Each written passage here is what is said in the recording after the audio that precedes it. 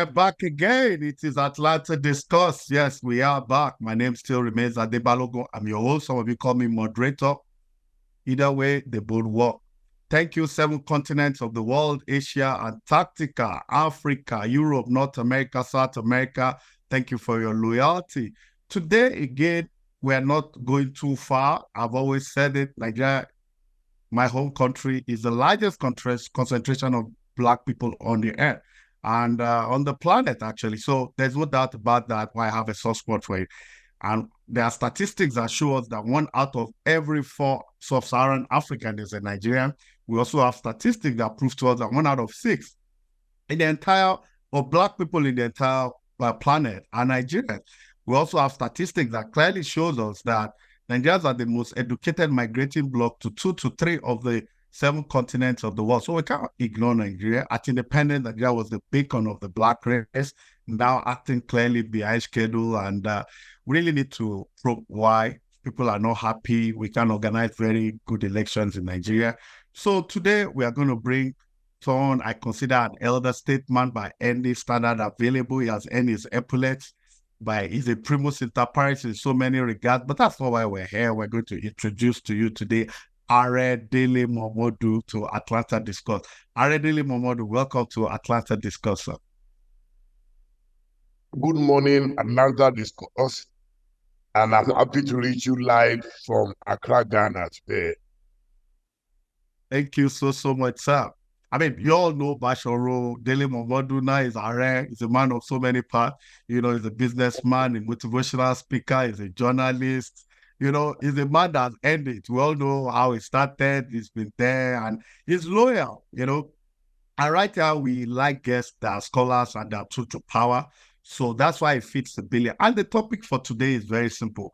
Where are the elders in the room? And why he fits the billion is that he's clearly an elder statesman. I'm sure recently a lot of you watched when they convened the Dele Momodu Leadership Summit. It was an extraordinary turnout of who is who, subcontinentally, nationally, and in the continent of Africa. And you all know that someone that has that kind of initiative must be very sincere. He has friends in power that he says true to. So he has always been constant. That's why he's there. We need to prove where are the elders in the room. He's clearly an elder, but it can't be the only elders we have. So we have to ask him, where are the older elders? You know, so that's why, yeah. Pastor, thank you for honoring us. So in our tradition, we go for the jugular, we shoot straight always. Pastor, and sometimes I'll call you Aare. They're all your titles, you know. Are you shocked at the state of affairs in Nigeria today? Are you surprised? Things are not good. That's common knowledge, but are you shocked? I can't be surprised and I can't be shocked, because if I thought the APC government would perform better, I would have joined them. I'm one person who shops around for candidates. It does not matter to me if you are in APC or Labour or PDP. I believe also in experience and exposure as a businessman. You cannot run a good business if you do not have any experience in running a business. And leadership, I've said many times, is about managing people and resources. It is not about how many years you have spent in politics. It is not about how much money you've been able to steal and the wealth you've been able to amass over the years. It's just about managing people and resources. I don't believe that a country requires a saint to govern it. A country requires performance. Many countries, including America, we've seen bad leaders, but who were still able to manage the economy, manage, the democracy that they fought for. But in Nigeria, it seems we have replaced military dictatorship with civilian dictatorship. And this should bother anyone. But I anticipated it, and I spoke copiously about it before the election, during the election, after the election. People abused me, but I knew time is a major factor in everything. So I knew the time will come when the same people who are abusing us for not joining some particular political parties or supporting some candidates will come back and eat their own vomit. I knew they would come and lament like the biblical Jeremiah. And that's what is going on in Nigeria today. And we're telling them, but we told you so. We told you that you cannot bring the template of Lagos to a national level. It just won't work. Because Nigeria is blessed with some of the greatest human beings on earth. Yeah, we may appear lazy and docile every now and then. Oh, we're not able to confront our challenges or challenge our leadership. But trust me, at some point, God has a way of intervening in the affairs of Nigeria. And I know that this cannot continue. You can see just 1 or 2 days of going on strike by the labor union, the government was rattled. And all these palongo that they are dancing now, whether it's 105 or 60,000 minimum wage, is because they were rattled. And you can see that the National Assembly, that usually is always very reticent to good things, you can see them suddenly getting very active. They know that if we continue like this, then we are inviting a revolution, which none of us want, because that's why we chased away the military. And we don't want anything that will rock this democracy again. But our politicians are just too reckless. They are too reckless. They spend money as if money is going out of vogue. I'm sure nobody will be asking for 300, 400,000 minimum wage if we saw that the politicians were also living responsibly. But they are not. So people are angry, not because they just want to fight Tinubu or because Tinubu is the one in power. I don't want people to think it is anything personal. It's about the lifestyle of those who are in power. The Yorubas have a saying, anytime to react that way, he just so the person you are on whose behalf you are fasting should not eat lunch. He should join you in fasting. That is the summary of your introductory lecture, my answer to your introductory question. All right, thank you so much, sir. Before we go to the nitty-gritty, there's a question I really, really love to have you. I've had some guests that I'm sure you know very well, Akin Oshitokun, Oseloka Obaze, they're of the Labour Party, and clearly they were strategic people in the Peter Obi campaign. I know you worked with Atiku closely, you're a former presidential aspirant also. Now, both of them said the last election that it was the Labour Party that won it, and they were giving some empirical evidence and all that. Do you agree with what they said, or do you think Abubakar Atiku won the last election? What's your take as an insider in the PDP? For me, I think it would be disrespectful of the Nigerian legal system if after they have pronounced that Tinubu won the election, which I don't believe, my own take, and I said it after the election, was that there should have been a rerun. So that's where I differ from my friends in Labour Party. They are saying with every degree of certainty that they won the election. I don't know what they have that we don't have. But from what I could see clearly, you will hardly find any country where a man becomes a president by winning 30-something% of the total votes cast. That's what happened to Tinubu. So it wasn't a popular mandate. And the issue of the FCT, whether you should have 25% in FCT or not, is still very debatable. It's still very controversial. So for me, what the court should have done, if they wanted to do it and they were not in a hurry or stampeded by God knows who into taking their own decisions, I don't know how they arrived at their decisions, I thought there should have been a runoff. The run-up between who and who, sir? Number one and number two, legally. Right. So Labour, okay, Labour is out of it. Yes, and the Labour may have now decided either to join A or to join B. You see, but if they had joined B, I believe Labour would have been in a better position, because in 2019, the candidate of Labour this time, my good friend Peter Obi, was with Atiku Abubakar in 2019. So it would have been a replay of what happened in 2019. And for me, that would have saved Nigeria from this tragedy of the Tinubu government. Okay, well, before we go into the elders issue, there's still just two quick questions I also want to go into. I mean, I want to talk about the PDP, your party. It's looking almost disorganized and what have you. What's your take on the current state of affairs? I've read in some newspapers that PDP is dead, that it's all over for PDP and all that. What's really happening, sir? I mean, to the best of your knowledge. PDP is not dead, but PDP is suffering from what we find in yams, the yam tuber.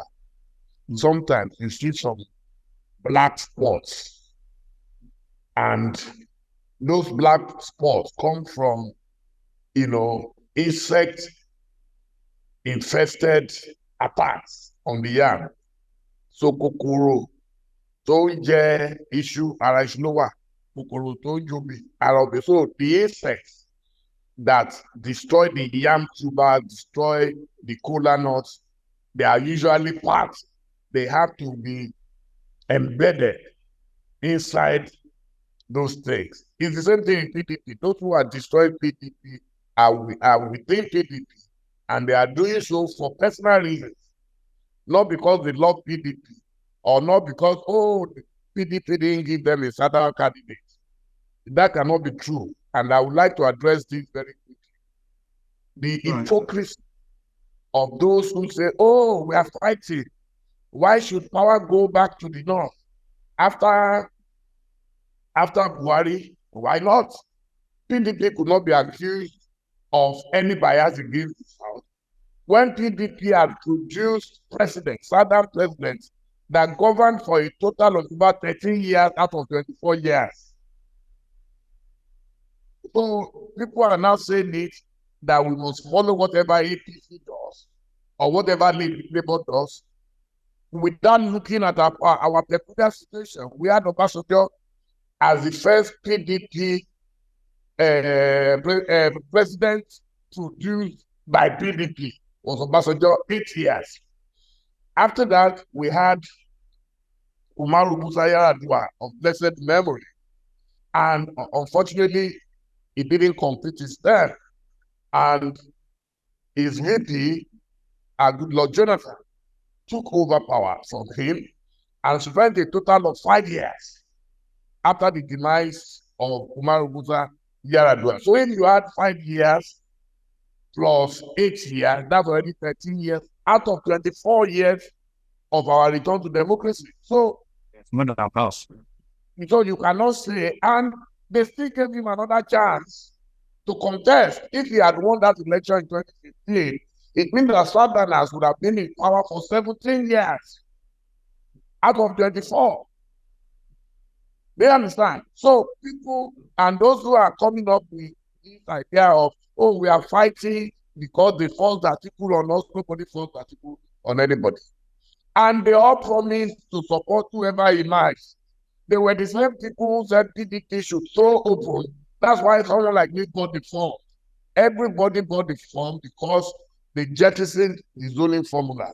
You cannot now complain after the fact.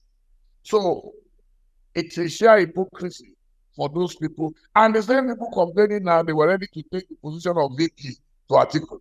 If Atiku was able to drop, Governor Okowa at the time. Do you understand what I'm saying? So you can see that it's clearly hypocritical for those who are complaining today about Southern presidents. They were ready to be VP to a full arena. But when they didn't get that, they suddenly remember that they were Southerners. But they know that Nigerians usually don't do research. And so anything they tell them, They just allow and swallow it hook, line, and sinker. It's unfortunate. I think Atiku Abubakar should still run for president. Oh, I mean, you've said, I've listened to you say that it's one of the most detribalized Nigerians you've ever met. I think a lot of people will agree with you, and he still looks strong and all that. But do you think he still has something to offer the country if the opportunity beckons? Oh, definitely. I grew up in Ilefe, and I was taught by my teacher that experience is always a good teacher. In fact, they say experience is the best teacher. If you are in good health, why not? And he's in good health, obviously. I've worked closely with him, and there are things I love about him. He is not a typical Nigerian politician who feeds on government. He left power in 2007. Atiku does not control any state in Nigeria, like some people control certain states where they can go and order the governor to be spending money on them.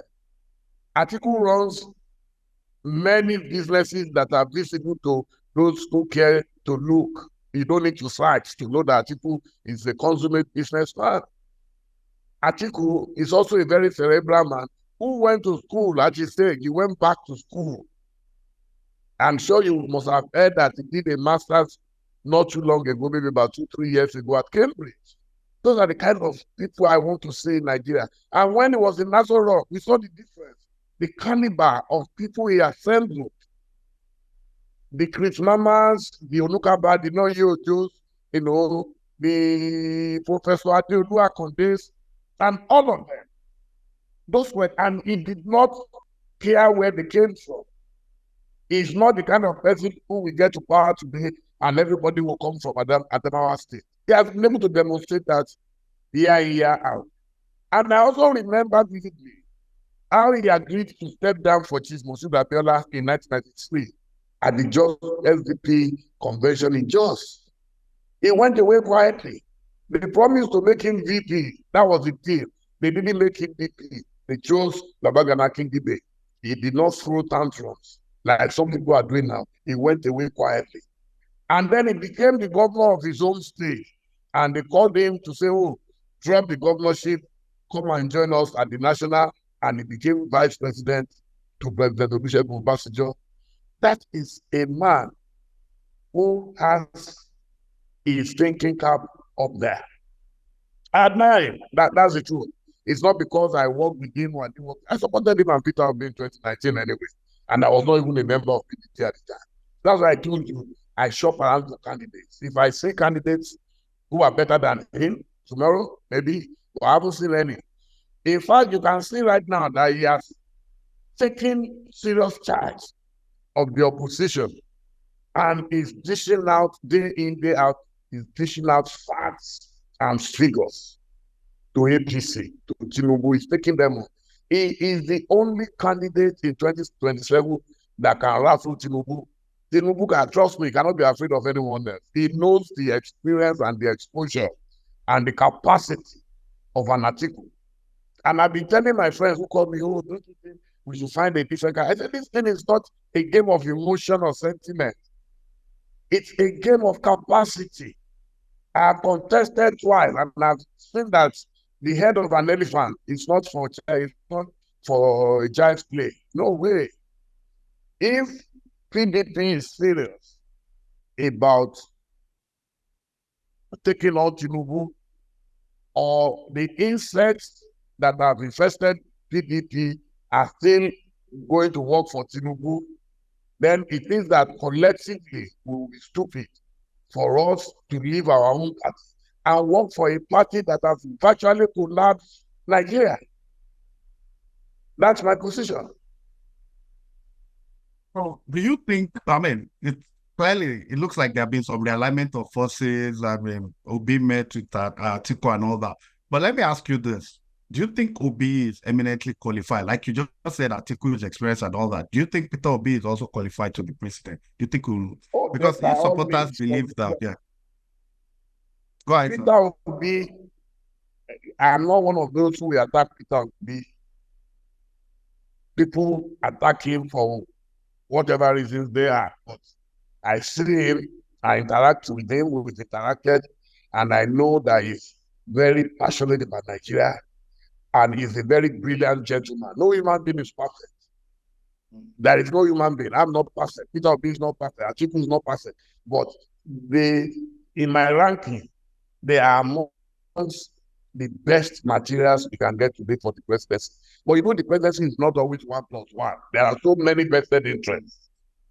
And so those vested interests, that is why I'm hoping that it will be possible for some of our brightest guys like Atiku, like Peter Obi, like Rabiu Kwankwaso, like Nasir El-Rufai, will be able to come together and challenge the current status quo. Don't forget that in 2014, only a few of them came together from different political parties to form the APC. And they were able to defeat the incumbent president, Goodluck Jonathan. So I think it is now payback time. If they are serious, it is now payback time. So they should do the same thing now for PDP by coming together to rescue Nigeria from APC. I know there are some people within our party who are resisting such a move for personal reasons. But it is up to us, the people who are in the majority in the party. Some people are holding on to the jugular of the operatives, the PDP apparatus. But you need the mass of our people, and only a people need to take the party back and then pay APC back in his own coin. That's all we need to do. But if anybody says in PDP that they are happy with the way APC is running Nigeria, then the person needs to to check himself very well. So with benefit of hindsight, that I mean, the election had the one that lost, the Supreme Court has made their judgment, like you said. With benefit of hindsight, do you think if there have been cooperation between, I mean, if Atiku had picked Obi as running mate by Nook or Crook in the same party, with benefit of hindsight, do you think they will have won the election? Because Okowa, who Atiku pick, is nowhere to be found really in the public space. You know, Atiku is still there talking, performing duties of opposition. Obi is doing the same thing with Obedient Movement, and vociferously so. So do you think if the two of them have worked together at the last election, do you think they could have had them, they'll be in power today with benefit of hindsight? My opinion is different. My opinion is very simple. Buhari was determined to force his party on Nigerians, and they used Buhari's platform, especially the CPC guys, you know, the CPC wing inside APC. They used them, and then Buhari used the power of coercion. He controlled the military, he controlled the INEC, he controlled the police, he controlled immigration, he controlled the central bank, he controlled everything. The moment Buhari capitulated and agreed to support Tinubu, it was over. So this was not an election. Trust me, this was a selection, process that was well orchestrated, and there was nothing you and I could have done to stop them at that stage. But now I believe Nigerians are wise. You see, I know APC people will say, "Oh, if they could force Tinubu on us in 2023, so why do you think Tinubu will not force himself on us in 2027?" You see, the fact of the matter is that you can only reach in areas where you are reasonably popular. In a situation where you are not popular in the Southeast, where you are not popular in the South-South, where they will divide Southwest for you, and you have angered and offended those who brought you to power in the North. See the way they have been pummeling Buhari. In fact, every day I thought they say Tinubu is a great strategy. You are attacking the man who gave you power on a platter. He gave you power on a platter. No matter how bad Buhari was, Buhari did that one, did him that favor. Now every day you are attacking him, you are threatening his boys, while the bigger rogues are still roaming free, and you are attacking these guys. I don't know what strategy they think they are applying. So what happens is that it will be difficult for Tinubu to find die-hard massive supporters in the north. See what they've done to El-Rufai. El-Rufai carried Tinubu on his head. But you know, the first person the king beheads is the kingmaker, because the king does not want to be reminded of how he became king. So now everything is in a state of topsy-turvy, and APC is virtually in disarray. In Kano, you can see the chairman, the national chairman, Ganduje, is already in trouble in Kano. I don't know how he's going to get out of it. The emirship puzzle is also as a result of preparation for the 2027 presidential race. So I can tell you, it's going to be more difficult for Tinubu to win. Then let people take it for granted that, oh, there's nothing that can happen. You cannot force yourself on the people when they overwhelmingly reject. That's what happened in Lagos. That's what happened in Osun. That's what happened in those places, because they were overthrown. Do you think they wouldn't have wanted to rig elections in those places? So if the people of the Southeast reject Tinubu, he cannot rewrite. Let's say you score 10,000 and you will change it to 2 million. It's not going to happen. So they need to work. The only way Tinubu can come back, and I've told him when people were asking me to analyze his first year, that the only way he can ever come back for a second time is if he is able to perform a miracle between now and then. And I don't see that miracle happening, because his team is very weak. It's the weakest cabinet that I've seen in Nigeria. They are weak. An average Nigerian does not know most of the ministers. You don't even know them. You don't know where they came from. You don't know how they got there. And yeah, so it's going to be a problem. All right. So let's go to the nitty-gritty of, today. I asked, where are the elders in the room? In the past, we had a lot of eminent Nigerians. If you look at our judiciary, the days of Justice Showe Mimo, Charlie Boy's father, Justice Chukwudifo Puta, with eminent jurists everywhere, where the Ayakus, with the armada of former head of states that we have, from General Obasanjo, Babangida, Abdul Salam, and all that, the ship of state seems really, really, really rudderless. We cannot organize elections. In the past, they used to be free, but not fair. Now they are not free, they are not fair. Something you just addressed, I mean, the only oil-producing country in the whole world without a functional refinery. I know Dangote is working, but it's a private entity, We don't have anything working. Inability to curb the cost of governance, which we've also addressed, is overwhelmingly example, uncontrollable corruption. Recently, Tanzania had to stop some thermal stations and some turbines because they had excessive power, and power we can't generate. So now, even our religious leaders are speaking from both sides of their mouth, from both Christian and Muslim, even the ancestral worshippers. And clearly, you are not just an ordinary Nigerian again by virtue of your age, your stature, and you're a well-known person. You're one-on-one with so many leaders in the world, not just in Africa, but you're a well-known person. So, excuse this, as an elder statesman, because nobody can take that away from you, you're not an elder statesman. Where are the leaders in the room, especially in the Nigerian situation? Well, the Nigerian president is probably the most powerful president on earth, whether you agree or not. Because what the Nigerian president can get away with, no president in the world can try it. That's why right now nobody knows whether they are paying subsidy or not. And if they are paying subsidy, nobody knows how much they are paying. Nobody is able to challenge the Nigerian president. I remember once upon a time, I interviewed the late Chief Alex Akinyele, and he was a minister under Babangida, and he told me that the power of the Nigerian president is such that he can turn a man into a woman and a woman into a man. And that's what is going on in Nigeria. A lot of people who used to speak up, a lot of people used to demonstrate on the street, they dare not.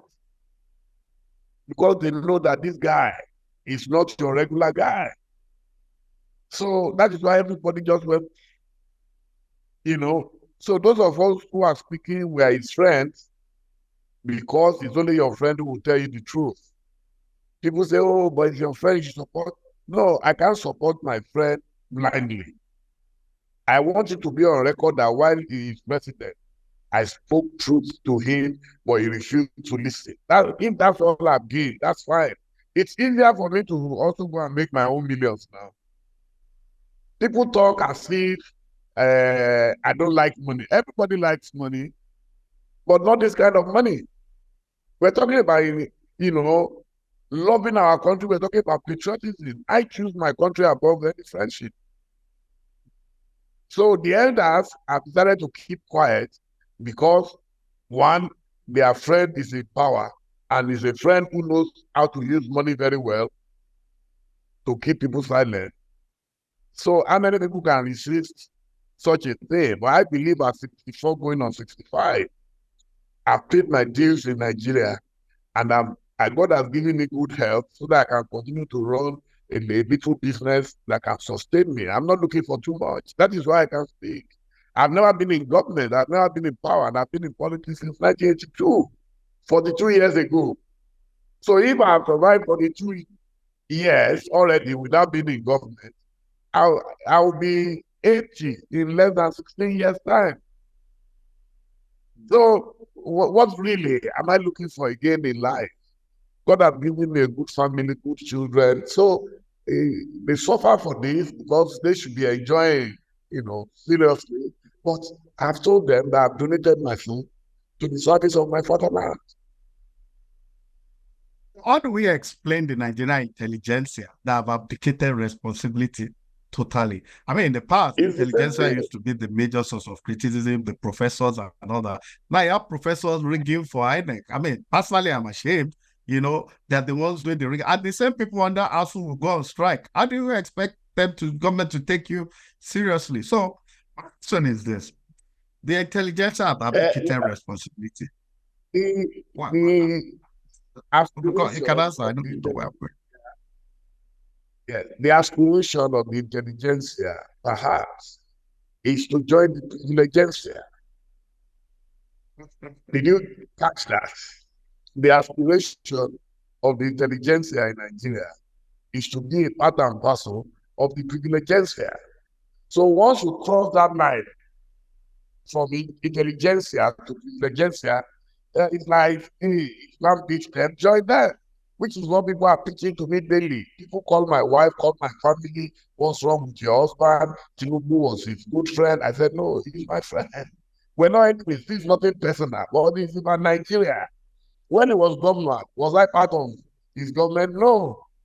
If I wanted to be commissioner or advisor or whatever all these years, do you think I would not have been able to get it? I will get it.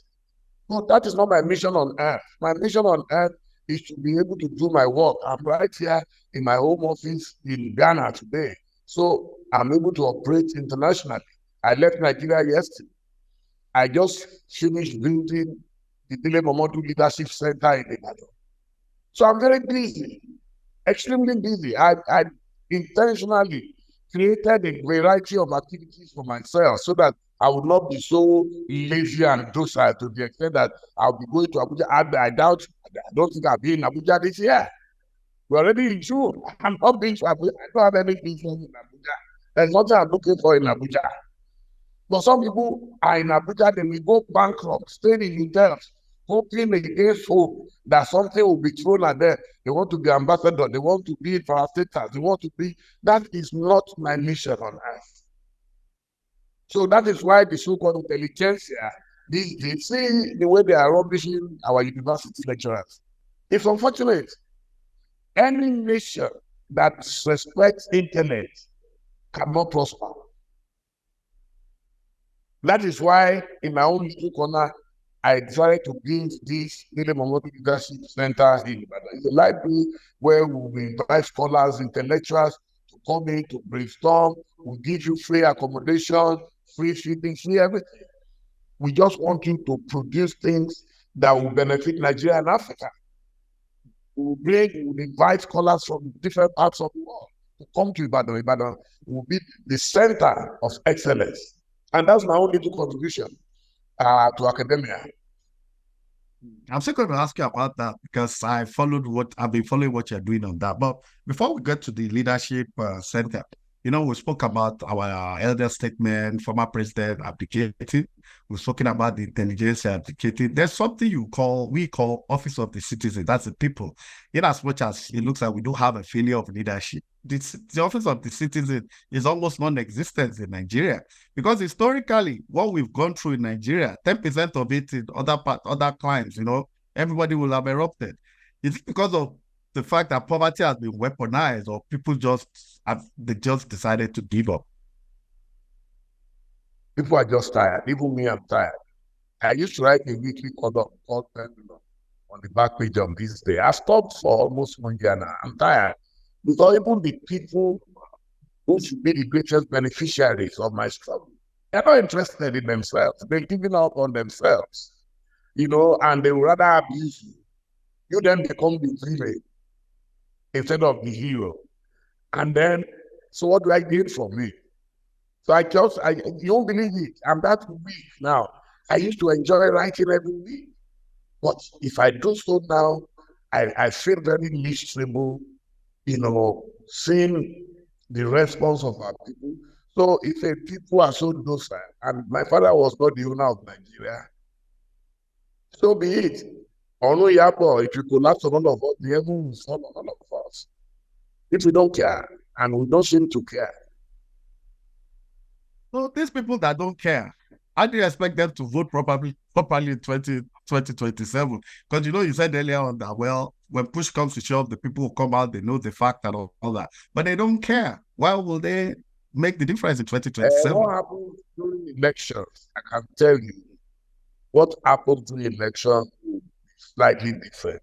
You know that the number one consideration in Nigeria is ethnicity. The number two is religion. And then the overall of them all, the grandfather of them all, is money. Yes, I know government, of course, will be number one when it comes to spending cash. But there are certain ethnic groups that will be difficult for anybody to purchase. Do you understand what I'm saying? So what is going to happen is that they are going to, a lot of the money that they are amassing right now is towards 2027. And they believe they will be able to, but you cannot buy an entire country during elections. You can buy some of their leaders who control them. Leaders from place to place, they control these masses that we always call them. And when it becomes an ethnic issue where the Southeast says, no, Tinubu is our enemy, we can't entrust him with our lives any longer. And there are still many pending issues between the Southeast and the APC government.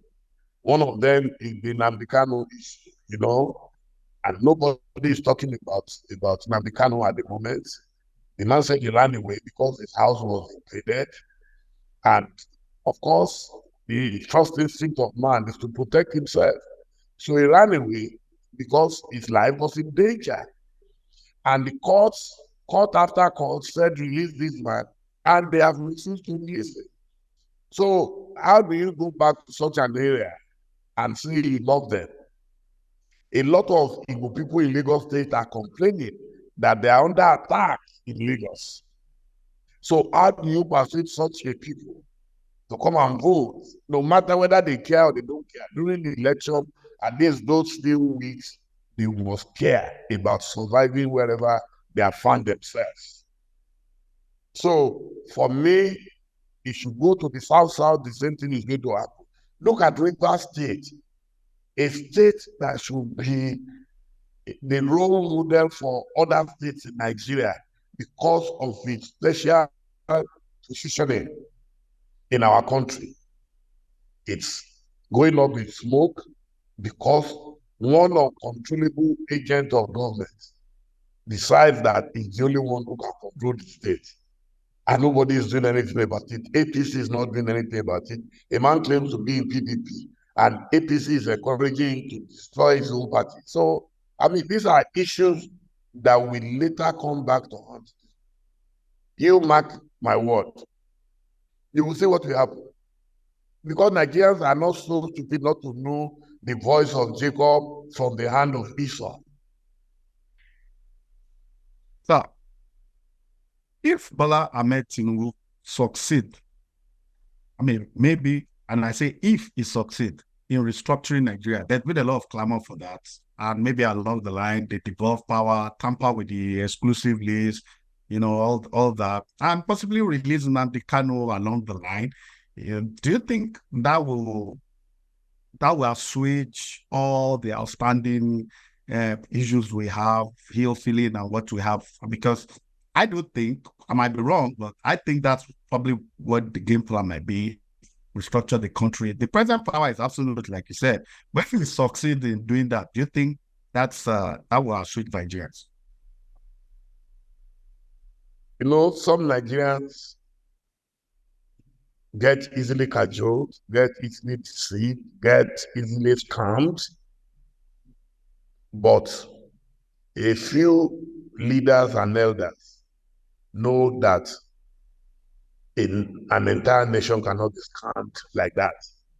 There is nothing he can do that I can see right now in the foreseeable future that can attract the kind of passion that people gave to Buhari in 2014, 2015. From the very first day of Tinubu's government, he decided to visit the people with bad news, with calamity. So, and it is the effect that we're seeing today. Restructuring Nigeria will further complicate matters even for his government right now. What the people want is food. The Yorubas have a song, when hunger comes into your life, everything else becomes secondary. Tell me who is not affected today. I went to Ibadan last week with my wife, and we sent someone to go to the market, the local market, to get us some baskets of tomato. The tomato inside that basket was not up to 1/3 of the full basket, and they charged us 140,000 naira. And you will not believe it. And my wife started lamenting, and you can't call us regular. We work very hard. We have modest income, but we work very hard. My wife kept lamenting and lamenting. At the I said, Madam, you don't have a choice. If you have 140,000, you better let us pay. Otherwise, you'll be eating raw pepper very soon. Minimum wage is 30,000. Eh? And I said minimum wage is 30,000, correct? And minimum, correct. How people are surviving right now, I don't know. And I don't think Tinubu is even aware, because he doesn't go to the market and the people around him are not going to discuss these basic things with him. That is why he needs urgently to get people from all over the world. Nigerians are there doing great things, who can think outside the box, not hungry lions who just want to suck the nation dry. I'm telling you, the situation is green. The situation is bad. Tomato, small tomato, 140,000 naira. Sir, during the Omoboriwo crisis, the Ajash Omoboriwo crisis in Ondo, I know you know about that period very well. I've read some. I can't confidently say I've read everything, but I can say that if I see your name, I read it. So and I know I've read you write about that particular crisis. And in my interview with Professor Aslem Odinkalu, he said that when we're talking about docility of the people and all that, he gave an example. He said during the Omoboriwo crisis, that's the Omoboriwo Ajashi crisis, then the Sisi Mobudu crisis, he made two comparisons. And his argument was that while in Anambra, the people refused to fight for their rights, Sisi was forced on them and he became governor. And, the question to him actually was that, can the judiciary ever live up to the billing? So his response was that in Ondo State, when the judiciary saw that the people were going to fight for their right, they had fought for their right, and they were going to do everything possible to keep the governor they voted for. While in Anambra, the people just allowed it go. He said, so it's dependent on the people's attitude. So my question to you is that, do you think we can still get to that stage in our society where the people will fight for who they voted for. Do you think that can still ever happen in Nigeria? Because it's logical to conclude that Ondo crisis was part of what brought the military back at that time, the way the NPM mismanaged the country and all that. Do you think Nigeria can ever still get to that state? Considering the fact that citizenry is forlorn, academia is forlorn, everybody has just, do you think we can actually still get back to that state? Oh, definitely. Professor Chidi Odenkalu is a guy I respect very much, very brilliant, very bright. Yes, he should have added Oyo State to it. That is why Okay. I propounded the theory earlier on that it will be difficult for Tinubu to win the next election. You can only rig where you have enough preponderance of your supporters. In Akeomoburu versus Adekunle Ajasin, I was right in the middle of it. I was always private secretary at the point. And all the time that I was in prison, I was basically in prison regularly. An exceptionally brilliant man, an heroist to the core. He was disappointed that they did not keep to the promise of making him governor after Ajasin. That's what led to the crisis. So he ran to MPN, and MPN then used the state power to force Omoburu as winner. But two things happened. The people reacted. This was the old Undo, not the present Undo, old Undo comprising of Undo and Ekiti and Ondo. Yes. So the people, they started burning houses and roasting human beings on the street like suya. So the federal government panicked. That's number one. But number two was that Omobolu was also a man of God who said he was not happy the people were being killed. If he was reckless, people will die after a few days, maybe they will be able to quell the fire. But he said no. He said enough. He does not want this blood stain on him and his family. And that's how he was able to tell the NPN government that, please, I want to wash my hands clean like Pontius Pilate. In Oyo State, in Omololu, Victor Omololu Shoemimo Odunoyo versus Bola Ige. Odunoyo, being an Ibadan man, was extremely popular, and the people of Ibadan wanted one of their own, while Bola Ige was from Esauke. So it was easier for them to retain their own victory in Oyo State. That's why I said you have to be popular enough, what the Yorubas call Ikun, where you are able to match yourself. So if it's a 50-50 between two candidates, then it can tilt any way. It can be rigged in favor of either of the two. But where it is 70-30, it will be difficult. That's why I'm saying those who are saying, nobody can touch it. That's what the PDP thought when Jonathan was in power. Once you are not popular enough in certain places, and I can predict the areas where people will not be popular, even now, 3 years to the next election, or less, I can predict those places. So he will have to perform the miracle of turning water into wine for him to be able to get to those areas. So, like Professor Chidi said, he was right, he was correct, that when the people fight for their rights, certain things must happen. That's why they always say that a bully only respects a bully. A bully only respects a bully. That's the only way. But if you are too gentle, they slap you, you turn the other cheek. Well, yes, we know it's a biblical saying, but it doesn't work that way in politics. When they give you one slap, you must return 2 slaps immediately. So I don't preach violence, but unfortunately, self-defense, I believe, is allowed in law. Let me bring us back a bit to 2015. I'm talking PDP now. When Jonathan was there, the five governors, Amechi and Mazu Babangida, all of them left for APC, and even Atiku Abubakar, without those five PDP governors and Atiku, despite the CPC, ACN alliance, there's no way APC would have won. But with benefit of hindsight, I mean, do you think if all those governors that stayed probably supported the Jonathan, don't you think Atiku would have been president by now? I mean, I'm just guessing that would it have been? I mean, I'm talking better judgment now because I'm sure Jonathan, wherever he is, will be laughing also that look at them, that the APC they wanted at all that, Yeah, I mean, why not? It's entitled to laugh.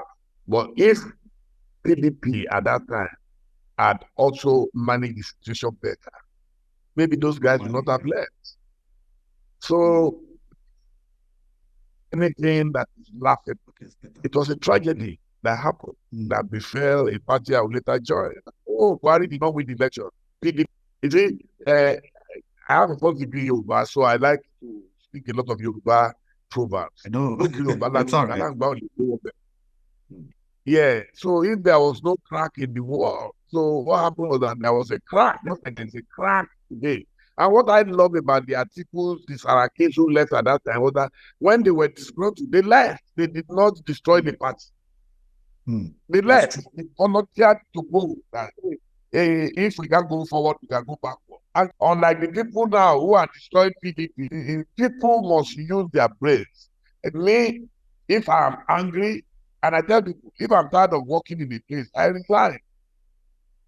And that's what I expect people to do. Those who had brought you today in PDP, all they needed to do was to resign. If you know you are not comfortable in PDP, and then go to your APC or wherever you are comfortable. All right. So I want us to talk about your leadership center, but a quick question before we go into that. I'll talk about retired General, former President Okikeola, Ifajimi, Ogunboye Obasanjo, great guy, fantastic guy. Hate him, like him, very relevant man, statesman par excellence. Now, my question is this. Everybody talks about the Asian tigers, the Malaysia, the Indonesia, the Singapore, how well they've done and all that. But when you look at those Asian tigers, you see that in the case of Malaysia, we had Mahathir Mohamad that was in power for a very long time. In Indonesia, you had Suharto that was there for a very long time. And Lee Kuan Yew also in Singapore that was there for quite a long time. Do you think that if, for example, if we had allowed maybe Obasanjo a third and possibly a fourth time, we might be in a better place now as a country than we are right now? I'm just thinking aloud. I mean, Kagame is still in power. There's no question about it that Obasanjo is in any country. He tried this with the government. Like in Ghana, he was there for about 19 years. But that's because he started as a military before dovetailing into civilian regime. So that was a very, seamless transition. Unlike our own where Obasanjo left, do you understand, in 1979 and came back again in 1999. So, but if it had been a straight rule from being a military leader straight into becoming a civilian, which was what President Babangida attempted, but he couldn't achieve it eventually. Yeah, it's nice if you have a benevolent dictator. It's called benevolent dictatorship. It would be nice if you had such a person who will be there for 10 years, 20 years, but with a clear vision of what he wants to achieve for the nation. That's what Rawlings did for Ghana. A lot of Ghanaians disagree with this view. Anyway, they believe that Rawlings destroyed Ghana. I don't think so. Being in Nigeria, if I used to tell them to follow Rawlings in Nigeria, that maybe things would be better. But the problem with the question you asked is that Obasanjo was now a politician. And once you are a politician, you are likely to compromise a lot of things. So political consideration was the reason people didn't support Obasanjo, they believe that, oh, you just give him free reign for nothing, that nothing is going to change, even if it's 20 years. Okay, let's talk about your leadership center. You've said a lot already. So I think first thing, I think it's a fantastic idea of what you're trying to do. So I know you've said a lot already, but what else do you want to achieve with this? I mean, where is it going? You said you have a center, so I just want you to enlighten us what you want to achieve with that. Yeah, I wish I had enough money and resources. Maybe if I get enough donors somewhere along the line, then I can always expand it. But for now, I have 4 bedrooms. So there are 3 wings in the leadership center. The first building has 4 bedrooms with a big living room, and there is also another mini living room upstairs. So where we can accommodate 4 people at a go. Either you're a woman or we won't allow couples because we do not want any confusion in the place. So you come in, so you are able to concentrate in your bedroom. You have, it's why it's big enough. You have your desk, and if you need books from us, then we can provide you with books. We have books. Even last week, I went to booksellers in Ibadan to purchase a lot of books. So we're stocking up the place. So you come there and you find an environment that is at least a 3-4 star hotel. That's how beautiful we've made it. And by the grace of God, we hope to be able to maintain it. So, and it's strictly by application or invitation. So either you apply to us, like they do Bellagio. I think Bellagio is owned by the Rockefeller Foundation. So that's where the concept came from.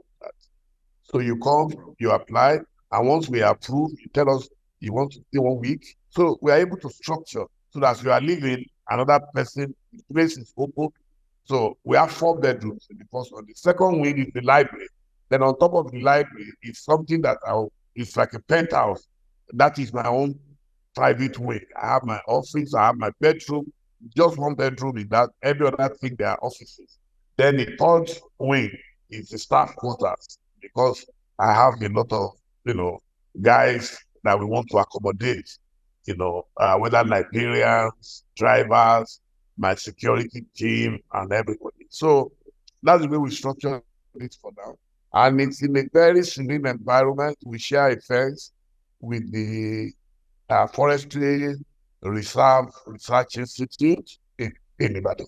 So before we go, I can hear you. Before we go, one more question for you. Now we're going to Ghana. Former President Mahama, I know is your very good friend.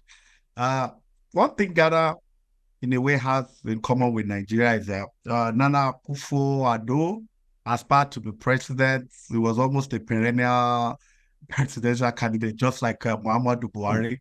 And for some reason, they both got power and bungled it to a very large extent. I know that Nana did not really meet up to Ghanaian expectation. The Ghanaian economy is not doing too well. Now, Mahama is running again.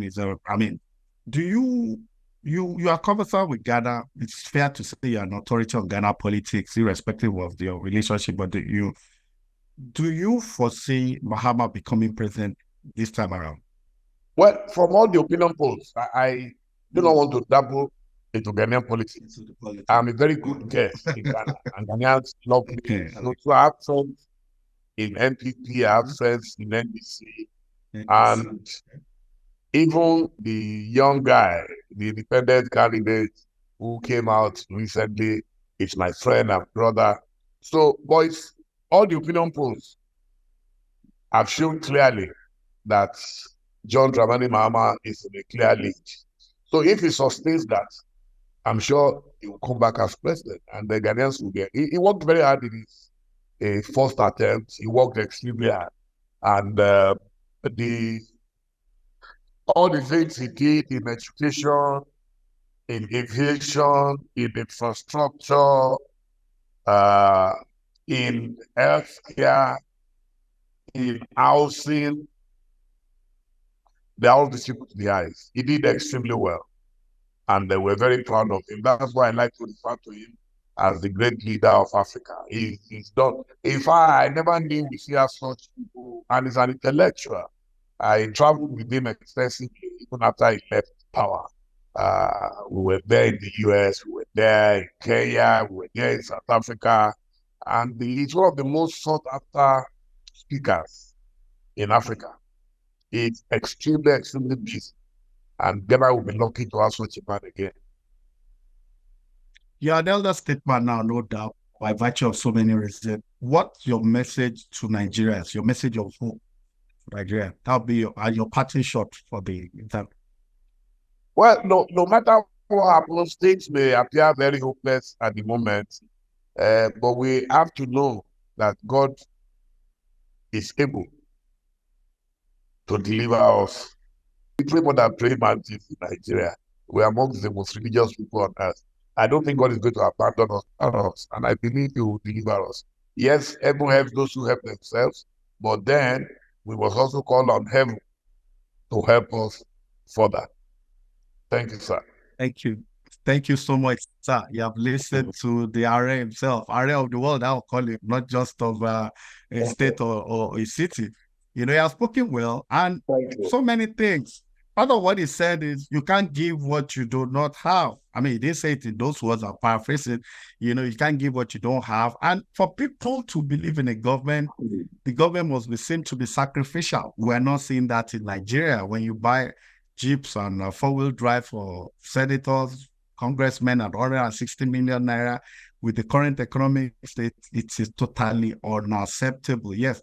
Well, he has spoken, and fingers crossed. He's also said that Abubakar Atiku is still in line to be president. The experience matters. After all, Ouattara is 88 in Ivory Coast. So experience is the best teacher, and he feels that, well, the last election, the Supreme Court should have declared a rerun, you know, between the first and second. And he said so many things, and which we all listen to together. I'm sure we're going to invite him in the future. He's clearly an elder statesman, and now we've learned so much.